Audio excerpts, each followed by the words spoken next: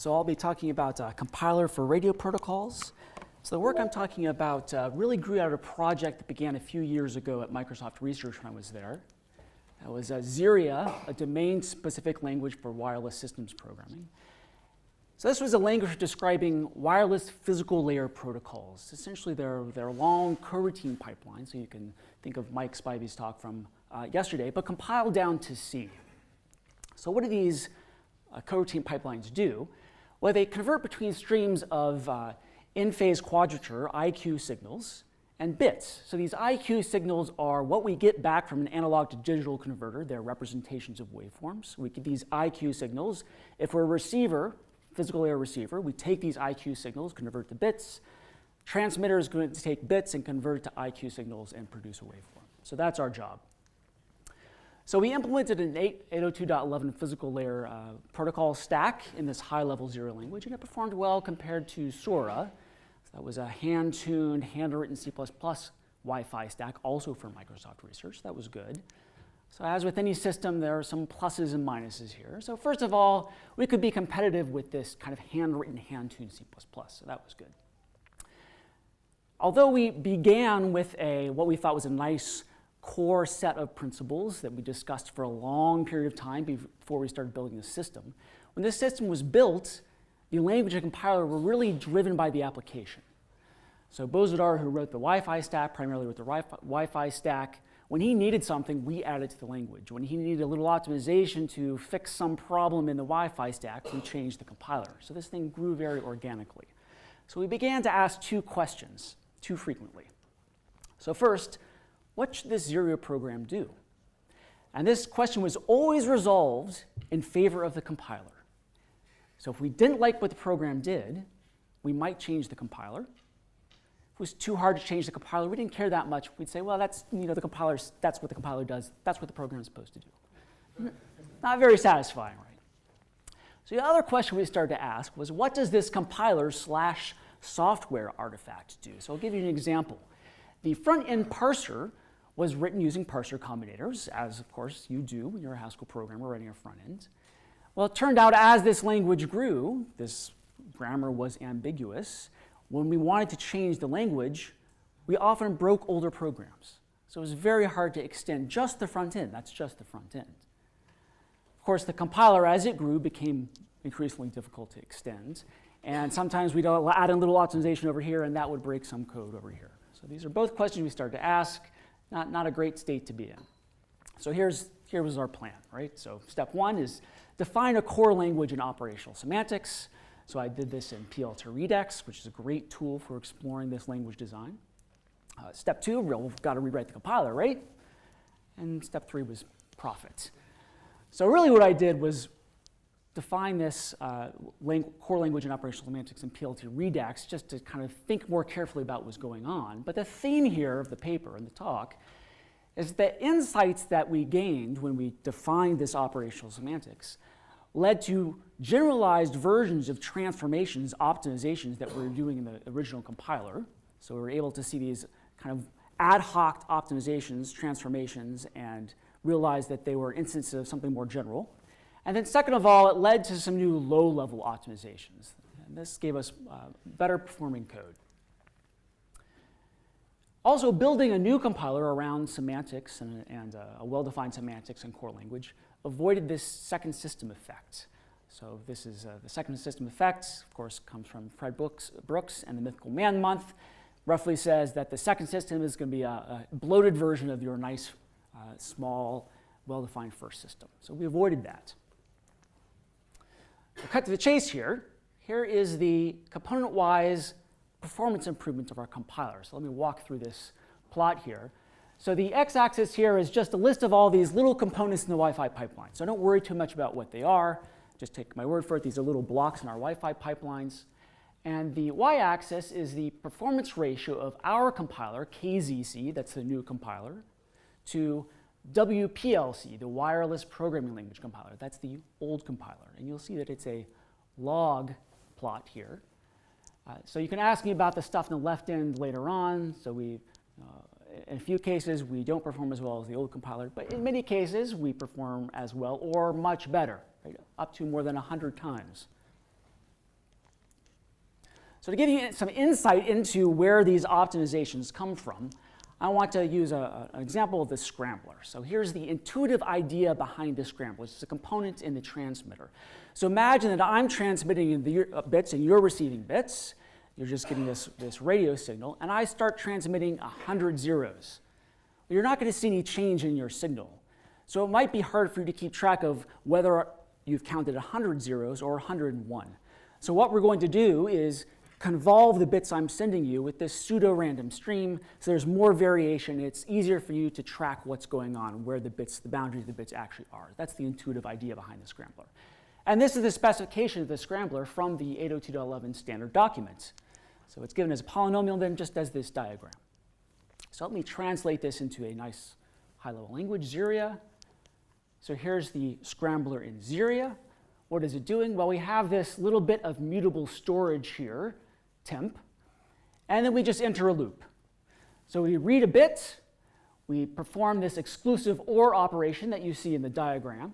We shift the bits, which is also what you see in the diagram, and then we emit the bit that we read, exclusive ORed with this little bit of state. So if you look at the diagram, you'll see that the bits are numbered in the wrong order, and the indexing starts from 1, not 0. But if you take that into account, the translation into code is pretty straightforward. So a nice thing here is that we basically have an executable specification. What's not so nice here is it's not very efficient to operate one bit at a time, right? And if you look at actual implementations, they don't operate a bit at a time. That's not very intelligent. They'll operate a byte at a time, for example. So if we could make the Scrambler operate a byte at a time, we could also do something else. We could just turn this into a big lookup table. And in fact, in the compiler, if I had written this Scrambler to operate a byte at a time, it's smart enough to figure out that I could convert this just into lookup table. So you would get a lookup table in the C code. So I want to convince the compiler that although I've written a specification to operate one bit at a time, it really should turn this into a lookup table that operates a byte at a time. So let me fix this problem here. So here I'm fixing this Scrambler. So this funny arrow thing is parallel composition, pipeline composition. So what have I done? I've taken this Scrambler and sandwiched it between two transducers. What does the first transducer do? It reads a byte, an array of 8 bits, and then spits them out one bit at a time, feeding it to the Scrambler. What does the transducer on the other side do? Well, it reads one bit at a time, collects it into an array of 8 bits, and outputs a byte. Great. So my whole pipeline here, this is great, right? My whole pipeline reads and writes bytes now. Of course, I've used this parallel pipeline composition, so it looks like, well, I'm actually inserting some queues here, which is not so hot. And I actually haven't changed the Scrambler either. The Scrambler, this component in the middle, is still operating a bit at a time. So I haven't really solved the problem right. If only I had a really powerful program transformation that could fuse these operations together and turn this into something that really did operate a byte at a time. Well, we do. We have a fusion transformation. So because we have this powerful fusion transformation, which I'll describe in a second, we can add these little transducers around this Scrambler and turn it into a more efficient implementation by convincing the compiler to convert this to a lookup table. And the compiler can insert these little transducers on its own. Okay, so what does fusion do? So functional programmers, we're all very familiar with map fusion. There's an analog in Ziria. So here I've written a little pipeline. That first element of the pipeline is going to read a value in, emit f of x. And the second component of the pipeline is going to read x in and emit g of x. Obviously, I can fuse that into something that's free of parallel pipeline composition. So I've gotten rid of this par operator. I just read a value and apply both functions and emit the result. So the original Ziria compiler went to great lengths to deduce that a bit of Ziria code was actually a map. And then when it saw two maps, it would do this map fusion. So this was the auto-mapping phase of the compiler. So our fusion transformation can fuse much more, including repeat loops. So these repeat loops are loops that operate forever. And also for loops with known bounds. And in fact, it can handle things like computations that interleave reading and writing, and read and write in small chunks or big chunks, so it can figure all this stuff out. Turns out fusion is just an abstract interpretation of the operational semantics. So once you write down the operational semantics and stare at it long enough, you realize that you can perform this fusion. So think about what's happening when you're executing this parallel composition. And we're going to be demand-driven, just like Mike Spivey's implementation. So on the right-hand side of this parallel composition, we're going to do some computation. Eventually, we're going to need to read something. We're going to make this take operation. When that happens, we now start executing the left side of the parallel composition until we reach a emit. So we can fuse the take and the emit, eliminate them. And if we do that for all the takes and emits, we've gotten rid of this parallel composition operator and fused the two things together. So that's what fusion can do. OK, so now that we have fusion, we need to figure out where to place these kinds of coercions to make our code more efficient. And the Wi-Fi pipeline, we operate or we rely very heavily on these kind of Ludding transformations. So turning these operations that act bit by bit into operations that act on wider types like bytes. So if you look at the specification, we have all these operations that operate bitwise. That's not efficient. We need to widen the pipeline. So we need to add these kinds of coercions automatically. So here's the scrambler in a larger segment of the transmission pipeline. This is the lowest data rate, 6 megabit per second pipeline. So we do a little CRC. We scramble the bits. We do some bit encoding, so we add some redundancy to our bits before we put them over the radio. Do some interleading, that's just a permutation. And then we do some modulation. So the modulator is going to take bits and convert them to IQ samples. So I can annotate all of these stages of this pipeline with input-output rates. So this CRC24 is going to read in 8 bits and output 24 bits. The scrambler is going to read a bit and output a bit. Encode 1.2 is going to read 1 bit, add some redundancy, and output 2 bits, so on and so forth. So we can automatically perform this rate analysis, it turns out, to figure out the kind of shape, input-output shape of all these computations. That's the first thing we need to do, is figure out what these rates are. So the previous compiler required some annotations. We don't need the annotations. We can infer this information.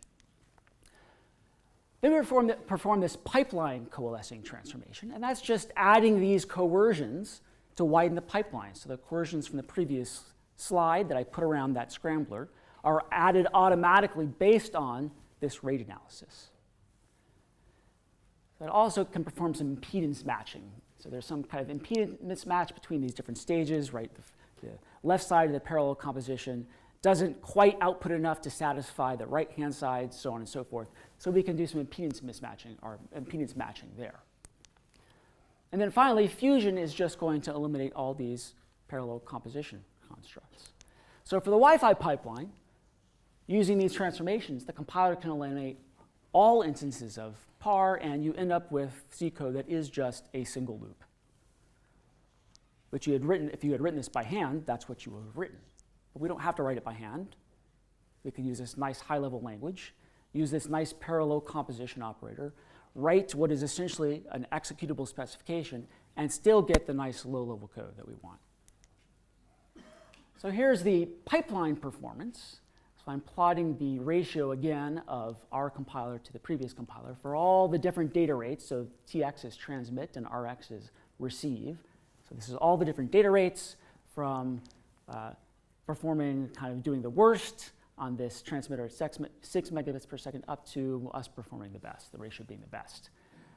So we always do at least as well as the old compiler, and in most cases we do at least 10% better. So we're getting some faster code here. And already the previous compiler did well compared to hand-tuned C and C++. OK, so where is the magic here? That's the natural question to ask. So there are kind of two places where the magic is. First is the construction of the language. So it's essentially just a first-order language that makes our task slightly easier. And this take and emit, read and write, these kind of queuing operations are built into the language. So the compiler knows what's going on and can optimize based on take and emit. We also have statically known read and write sizes. So whenever there's a read or write performed, we statically know how big the reads and writes are. That gives us some leverage. And there's also some magic in the application, or rather there are some invariants that the application, this Wi-Fi stack, obeys that help us out. So there aren't any data dependencies once we know the data rate. So we read a packet header, that tells us what the data rate is, then there are no more data dependencies. We also have constant loop bounds everywhere in this code. So lessons here are that, well, the semantics led to these more general program transformations, in particular fusion, and then pipeline coalescing was really a very easy thing to add on because it just relied on fusion to do the real work. So in the previous compiler, there was this kind of complex source-to-source vectorization transformation, which sort of did what both of these transformations do individually, but did a little bit less. So we have a more general transformation, and this pipeline coalescing really takes place of vectorization, and the heavy lifting is done by fusion, this more general transformation. So the semantics in core language also drove the compiler implementation. So it makes the compiler simpler, more maintainable, and there's no second system effect here. So the natural question then about the compiler is, well, as you continue to change the language, won't you just end up in the same place you were in before with this complex beast of a compiler that's been driven by the development driven by the application? Well, so I'd say the answer is no, and I have added features to the language like generics. So it's less likely to grow organically because how do you change the compiler? Well, you have to change the core language and the semantics first. So you tend to be very parsimonious in changing your core language. So that bounds the size of this kind of organic growth. So it helps with overall system design. So this is very high level in the paper. We talk about the surface language, the type system, the operational semantics, of course, the details of these high-level optimizations, which I've completely glossed over, and I've not talked at all about the low-level optimizations that we've performed. Those are in the paper. So a little teaser, my student Sid will be giving a talk at FHPC on Thursday. So he's rewritten some low-level components. I've fudged this. So in our system, fast Fourier transform, inverse fast Fourier transform, and Viterbi decoding, were all written in low-level C++. So we just called out to those components.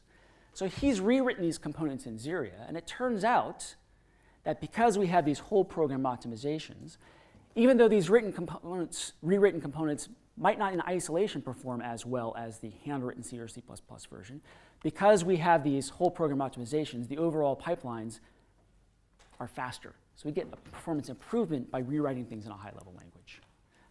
So future work, there's nothing here that's tied to radio protocols, really. So we could do something like a video encoding and decoding, lots of other applications. Of course, we like to formalize these program transformations and their correctness. And I like to add backends, new backends. So I'd like to port this to Texas Instruments DSPs and, of course, hardware. So thank you. Ready for questions?